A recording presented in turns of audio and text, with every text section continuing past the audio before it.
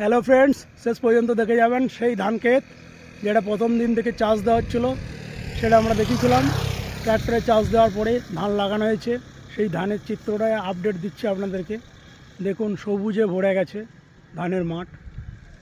গ্রাম বাংলার এটাই ঐতিহ্য।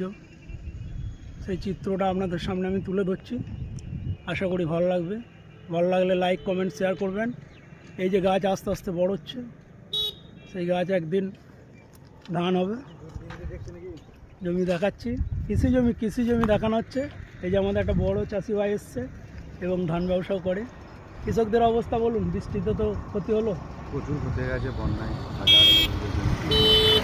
এখানে বন্যায় অনেক ধান নষ্ট হয়ে গেছে। এগুলো যেহেতু উঁচু জায়গা, সেই জন্য এই ধানগুলো দেখা যাচ্ছে ভালো। এগুলো বন্যার জল আসে নাই, এগুলো ক্যানেলের জলে। এই দেখুন, পাশে জঙ্গল। চিত্রটা আপনাদের সামনে তুলে ধরলাম। ভালো লাগলে লাইক, কমেন্ট, শেয়ার করবেন এবং বেশি বেশি করে এই চাষের ভিডিও পেতে আমাদের চ্যানেলটিকে সাবস্ক্রাইব করবেন। ধন্যবাদ।